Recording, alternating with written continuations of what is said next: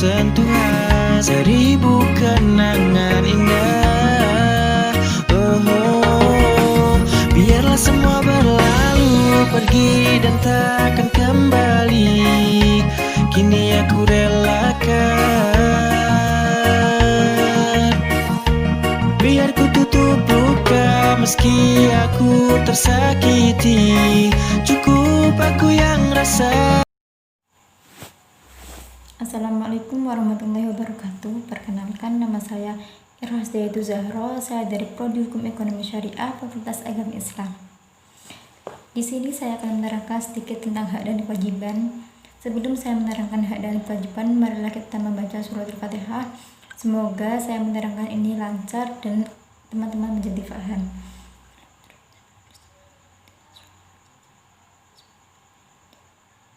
Al-Fatihah.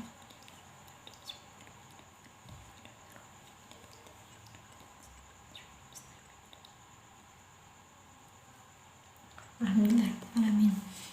Video ini merupakan video tugas UAS anak Universitas Hasyim Asy'ari Tebu Ireng, Prodi Hukum Ekonomi Syariah. Di sini saya mulai menerangkan hak dan kewajiban. Hak merupakan sesuatu yang mutlak yang menjadi milik kita dan penggunaannya tergantung pada kita sendiri. Sedangkan kewajiban merupakan sesuatu yang harus dilakukan dengan penuh rasa tanggung jawab.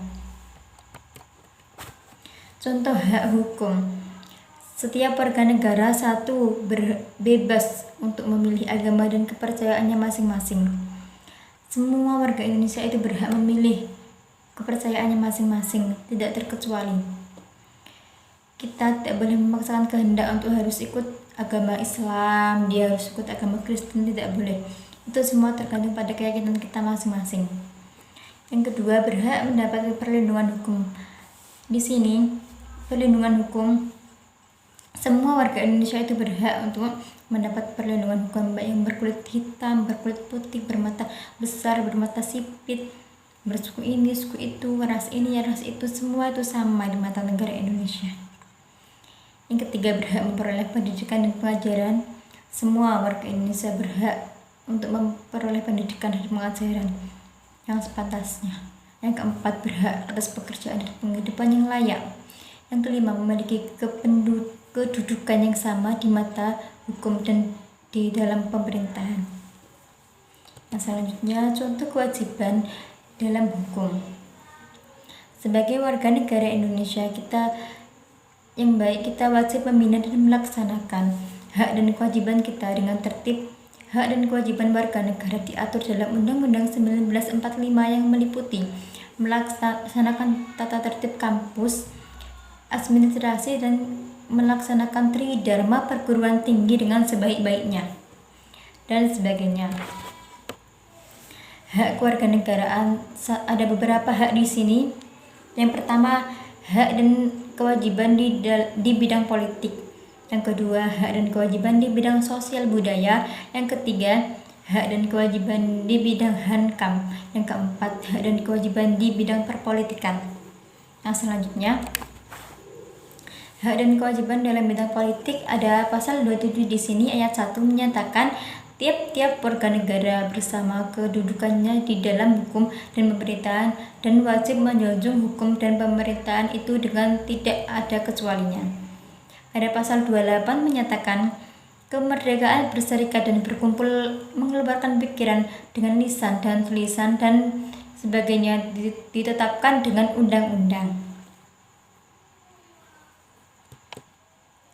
Hak dan kewajiban dalam sosial budaya, ada pasal 29 ayat 2 menyatakan negara menjamin kemerdekaan tiap-tiap penduduk untuk memeluk agamanya masing-masing dan untuk beribadah menurut agama dan kepercayaannya masing-masing. Maksudnya di sini negara Indonesia itu bebas untuk memilih agama dan kepercayaannya masing-masing.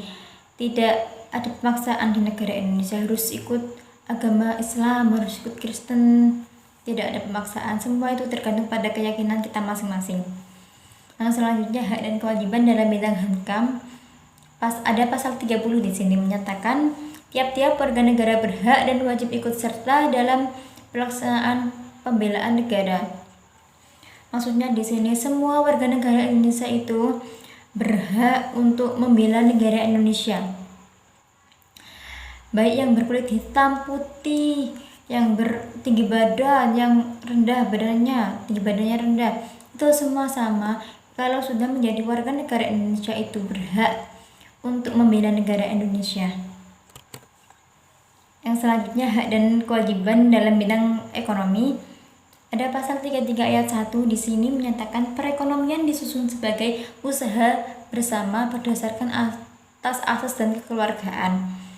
Ada pasal 33 ayat 3 menyatakan bumi dan air kekayaan alam yang terkandung di dalamnya dikuasai oleh negara dan dipergunakan untuk sebesar-besarnya kemakmuran rakyat. Maksudnya kekayaan negara Indonesia itu semua dipergunakan untuk rakyat Indonesia. Yang selanjutnya di sini ada hak mutlak ya. Hak mutlak merupakan hak yang memberikan wewenang kepada seseorang untuk melakukan suatu perbuatan. Hak yang harus dipertahankan dan dihormati oleh siapapun. Hak mutlak ini harus dipertahankan dan dihormati oleh setiap warga negara Indonesia. Hak mutlak dibagi atas 3 golongan, yakni HAM, kebebasan bergerak dan kewarganegaraan. Hak yang kedua hak publik mutlak, yang ketiga hak keperdataan. Hak yang kedua tadi ya hak publik mutlak atau bisa jadi pajak gitu ya, sama dengan pajak.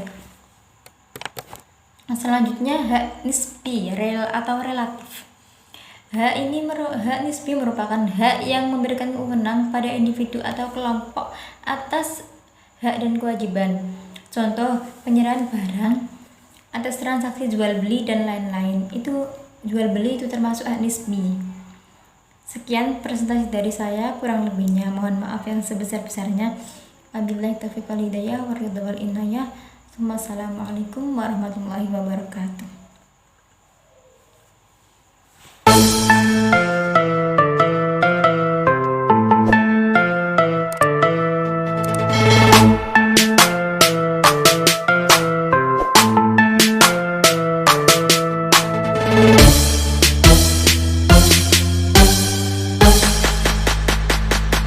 Okay, let's go.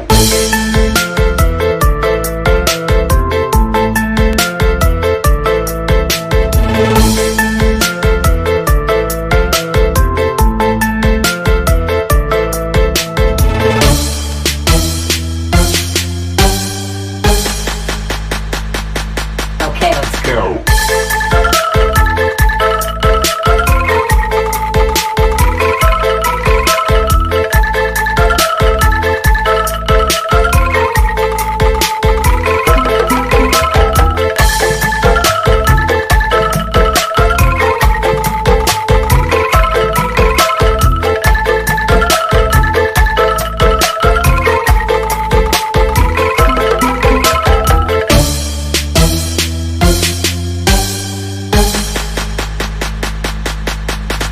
Okay, let's go.